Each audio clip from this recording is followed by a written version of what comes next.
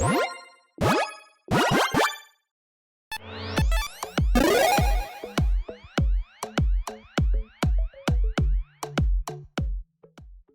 quick, if you haven't seen my most recent episode on the Stormlord, make sure you check that one out because I talk about exactly how broken this can be with the right build. But don't leave just yet because this brand new card had me saying, wait, this does what? But what you should do right now before we jump into the episode is blame Eddie in the comments below, because if I make any mistakes on this episode, everyone knows it's always Eddie's fault and not mine, even though Eddie just, does a great job and helps. But yeah, blame Eddie, so let's jump into it.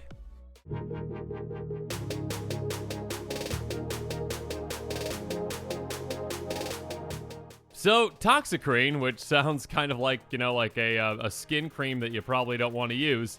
Toxicrene for all of your skin needs. Find it at your nearest, wherever you buy Toxicrene. Like a pharmacy or something on an alien world. I don't know. Anyways, a 2/4 Tyrannid with Reach and Death Touch that costs 3 and a green, and it has Hyper Toxic Miasma. Very cool name right there.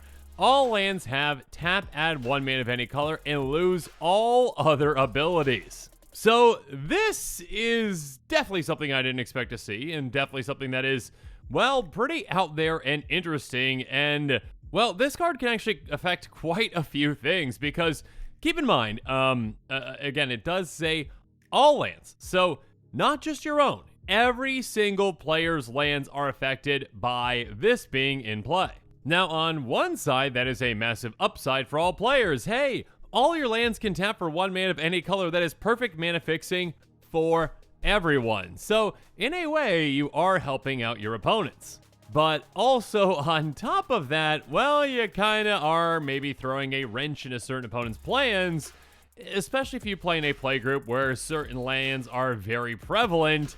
This also kind of shuts them down while also helping them out, again, because those lands can tap for 1 mana of any color. Great, they're basically like, a 5-color command tower in a way, but they lose all other abilities. So, yeah, if those lands, needed those other abilities for something, some lands are much better than just being able to tap for 1 mana, So, this says, nope, everyone's on the exact same playing field with the exact same kinds of lands. Everyone's got lands that have perfect mana fixing, which, obviously for certain decks out there, you definitely want something that can give you perfect mana fixing. And we'll talk about some other cards that do that in, situations where you might want to use this.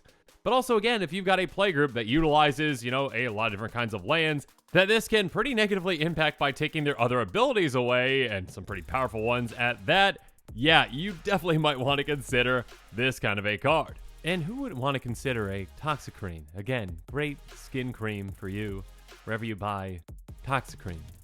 Anyways, let's jump into the cards.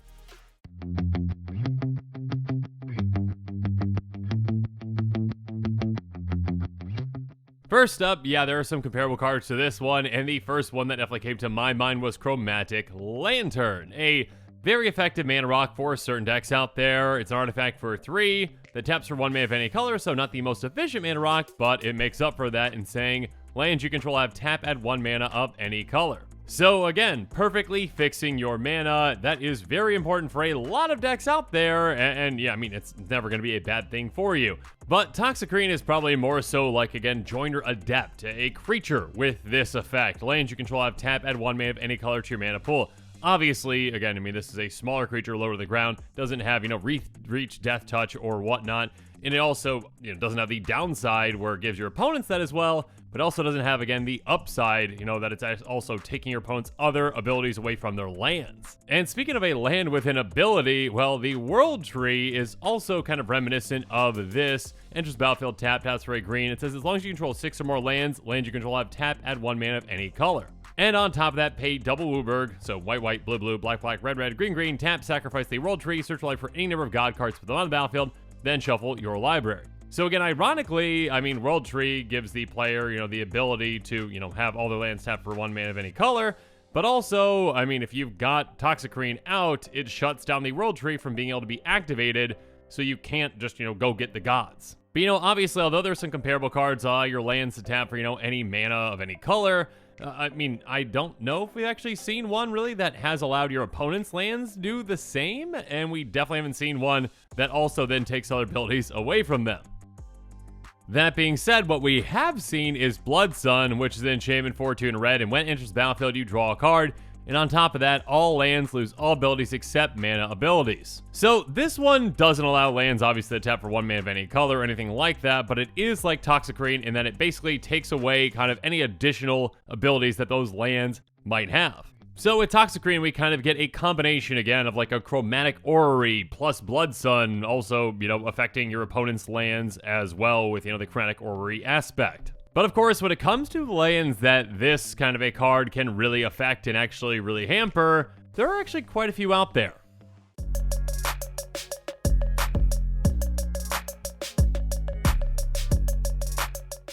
First up, and the first one that came to my mind is Gaia's Cradle. My goodness, that card is expensive. I think last time I checked like 300, 400, 500. I'm not even sure at this point.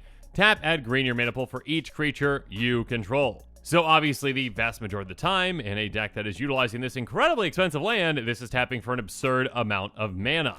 But again, with Toxicrene in play, it's like, no, you only get to tap for 1 mana. And it's any color, you're welcome, 1 mana of any color, but not, for every single creature you control. So slow things down just a little bit there, Gaia's Cradle player. Speaking of cradles, Itlimoc Cradle of the Sun, the backside of what Growing Rites of Itlimoc, taps for a green for each creature you control. Basically a better version of Gaia's Cradle because it can just tap for 1 if you don't have any creatures in play. But again, Toxicrene does not care, takes away all other abilities and says, nope, you're the exact same as every other land. Every land taps for 1 mana of any color, and that's all they do. So yeah, if you're playing against a Devotion deck and someone's got a Nykthos Shrine to Nyx, shuts that down as well from adding more than 1 mana. Pay 2, tap, choose a color, add your mana pool, an amount of mana of that color equal devotion to that color. So yeah, this has the potential to add a ton of mana, but not anymore, because again, Toxicrene makes sure that everything is just equal. So obviously a somewhat similar card that this shuts down, especially for mono black decks, Cabal Coffers, a land that has pay 2 tap, add black for each swamp you control. This can add a ton of mana really quickly in a mono black deck that is dedicated to getting a lot of mana out of this. And again, Toxicrene says, no, let's just shut that down. You're tapping for 1 mana of any color instead. And obviously the combination with Cabal Coffers is with, Urborg, Tomb of Yawgmoth. Each land is a swamp dish with other types. Please, someone in the comments below, though, let me know. And again, I'm definitely not a rules lawyer. I'm definitely not a judge. And I have made plenty of mistakes before rules-wise. But let me know in the comments below with Urborg and Yavimaya, Cradle of Growth, which says each land is a force niche with other types. Does this also take those away? I would assume it does, but I know there's like some weird layering things that have been brought before, so I assume Toxicrene overrides these as well. But please, please, please let me know in the comments below. Thank you very much. Regardless, with Urborg, most of the time it is used in combination with Cabal Coffers to make a lot of mana, so regardless, it is going to shut down Cabal Coffers, even if I'm wrong on the Urborg or, the Yavimaya end of the thing. Moving on, how about Ancient Tomb? Yeah, a fantastic land, obviously. Tap for 2, it deals 2 damage to you, and commander you start with 40 life, so yeah, you've got some life to lose, and this can get you off to a really fast start. But obviously, once you get Toxicrene down, you can shut down someone's Ancient Tomb and say, no, let's just tap that for a normal amount of mana. Thank you. Or how about Cavern of Souls? When it enters the battlefield, the player chooses a creature type. You can tap for a colorless, or you can tap to add 1 mana of any color and spend it only to cast a creature spell of the chosen type. That spell can't be countered. So obviously this can be a good way, in a tribal deck essentially to make your creature spells basically uncounterable that you're utilizing, with Cavern of Souls. But then with Toxicrene, it's like, no, let's just do, some fair magic where I can counter your things still.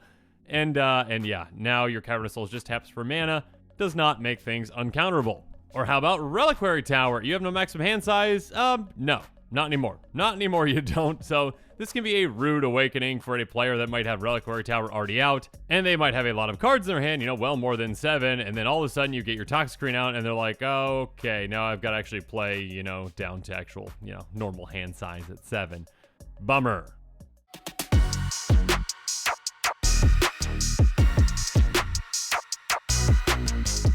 This can also impact cards like Bojuka Bog, Mystic Sanctuary, and Field of the Dead. Now, again, rules lawyers out there, please correct me in the comments below if I'm wrong on this. I do not know if Bojuka Bog would still enter the battlefield tapped or not. I'm actually not sure on that one.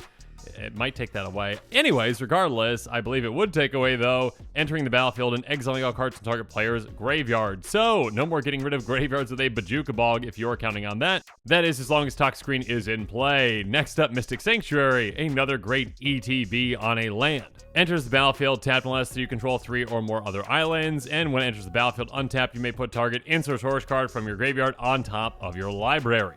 Yeah, this card can be very powerful, especially like in extra turns builds where you just keep getting, extra turn spells back.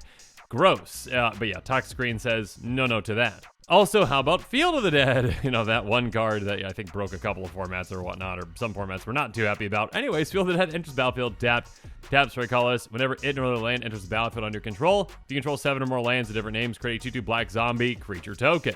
No more zombie token army triggers for you when Toxicrene is in play. Moving on, how about Urza's Saga, which is an enchantment land, but I believe Toxicrene would apply to this one as well. Urza Saga essentially, gets 3 lore counters on it. With the third one on it, you get to sacrifice it and go get an artifact card with mana cost 0 or 1 on the battlefield, then shuffle.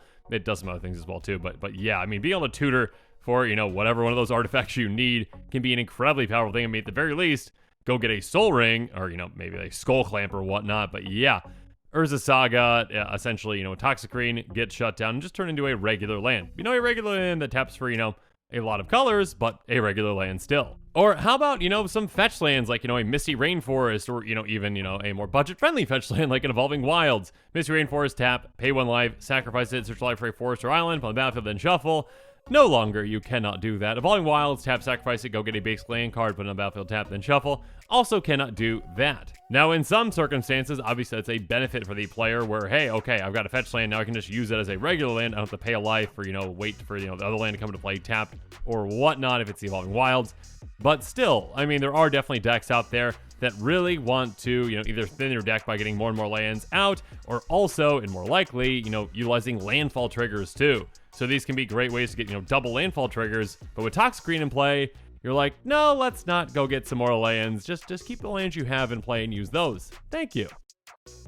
It can also shut down Treasure Vault, which is a fantastic land. Tap for a colorless or pay XX, tap, sacrifice it, create X treasure tokens. So a great way to just dump a ton of mana into this and make, a bunch of treasures to ramp ahead of your opponents, or at least temporarily ramp. But now, no. You do get the additional benefit if you are the player with the Treasure Vault, that can tap for 1 mana of any color instead of just a colorless, but you can't utilize it for what you actually really want to utilize it for. Speaking of which, Academy Ruins, again, same thing, it taps for a colorless, so again, there is that upside for that player, so they can actually tap it, for any mana of any color now instead of just colorless, but you can't pay 1 in blue, tap, put target artifact card from your graveyard on top of your library, which is a huge effect, especially in artifact-centric decks. Or how about even a card like Maze of Ith, which actually can't tap for mana on its own, but with this new card in play, it can, but of course it loses, the massive effect of being able to tap to untap target attacking creature and prevent all combat damage to be dealt to and dealt by the creature this turn.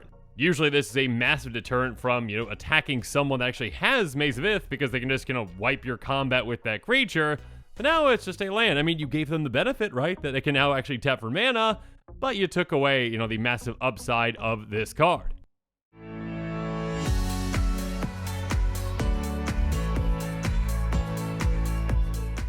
Now, when it comes to commanders that might want to consider this brand new card, the first one that actually came to my mind was actually Finn the Fangbearer, which is, well, a fantastic Death Touch tribal commander. It's a 1/3 of Death Touch, and it says, whenever a creature you control with Death Touch deals combat damage to a player, that player gets 2 poison counters, and of course, it only takes 10 poison counters to actually take someone out. So yeah, although this brand new creature might not be the lowest to the ground, it is, 4 mana in total, Toxicrene.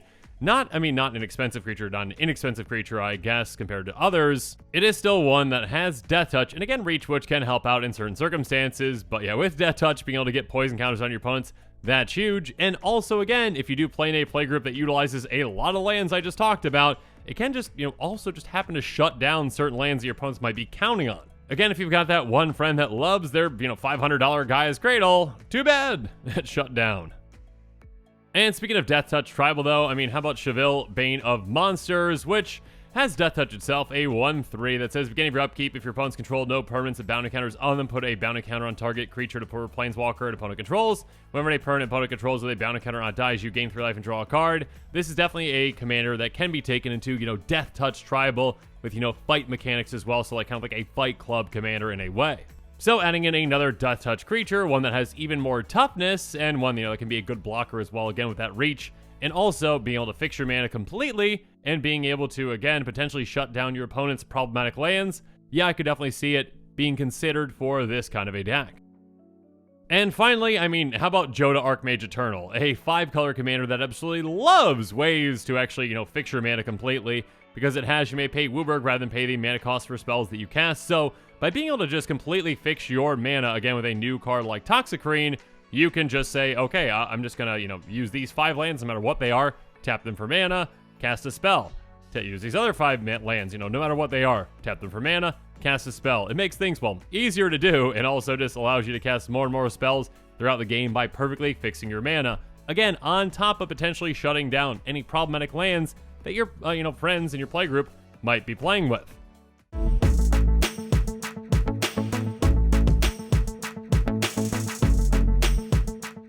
But now this episode is coming to a close, it's time for me to give you my final thoughts on Toxicrene. And, not just my thoughts on it sounding like, a gross, face lotion or whatnot.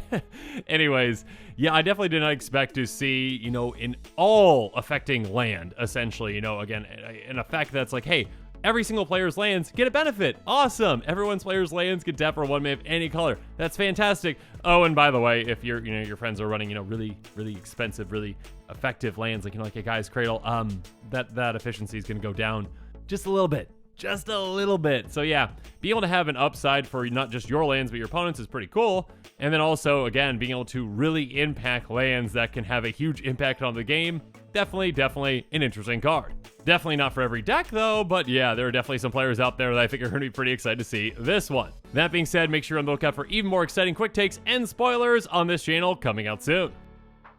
And with that, the show is coming to a close, so it's my turn to hear from you. So in the comments below, let me know what your thoughts on this episode are, and as always, thanks again and have a good one. This show and episodes like this one are possible thanks to viewers like you. If you're looking for an easy way to help support this show, make sure that you like, share, and subscribe. Also, hit that bell notification icon so you don't miss any new episodes. You can also go check out our playmats and other merchandise at thecommandersquarters.com. We also have a ton of brand new t-shirt designs in stock, so make sure you check out those as well. Another easy way to support this show is with our TCG Player affiliate links. So whether you're buying a deck or individual cards, you can use this general link right here or one in the description. And the final way that you can support this show is by supporting us directly by becoming a patron. There are many benefits to being a patron, and I truly couldn't do this without all of their support.